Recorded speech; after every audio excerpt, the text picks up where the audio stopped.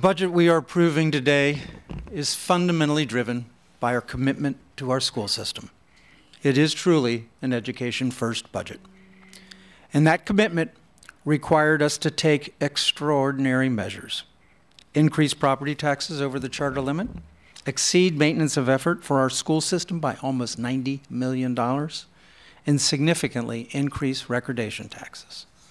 All of this was necessary because of our council's unified view that our school system requires a substantial additional investment now if it is to maintain its well-earned reputation for excellence, a reputation that is foundational for our county's future.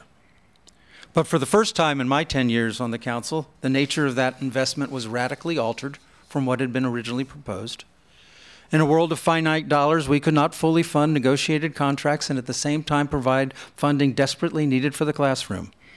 Choices needed to be made, and our investment in our school system was altered to reflect the broader priorities of our community, to reduce class size, hire more counselors and classroom aides, and ramp up efforts to reduce the achievement gap. That shift could not have happened without close collaboration, consultation, and compromise between the council and the Board of Education.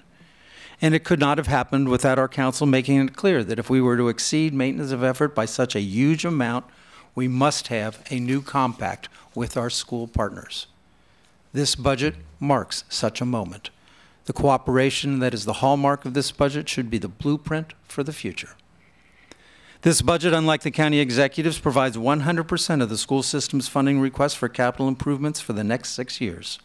We hear the countless stories of children throughout our county crammed in buildings too small for them. And we hear concerns about school capacity every time we look at a new master plan.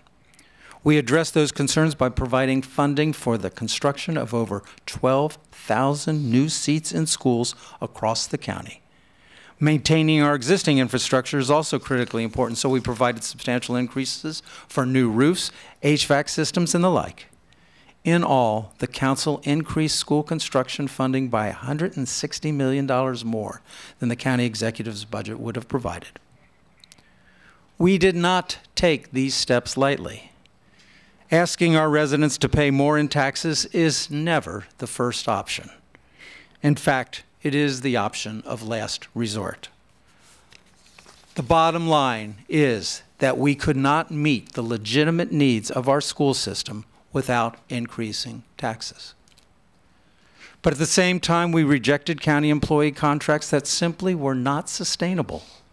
The contracts submitted to us by the county executive called for wage increases in the range of 8% for our most employees. In a time of almost zero inflation, we said that was too much and cut them back by almost half, still leaving a fair and appropriate bump in compensation for our hardworking county employees, approximately 4.5%. And while this is an education-first budget, it is not an education-only budget.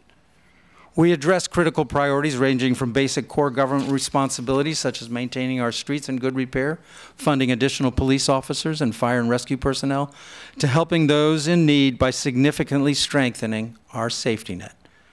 We fulfilled our pledge to provide those who serve our disabled community with 125% of minimum wage.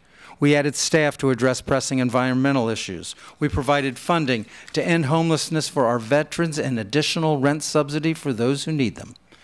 We increased transportation options for our seniors, fully funded our minority health initiatives, and provided more financial support for our vital nonprofit partners in the arts community.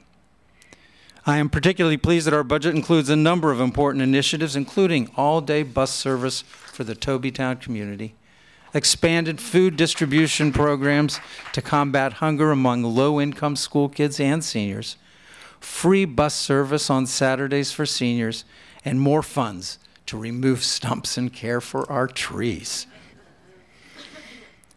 As your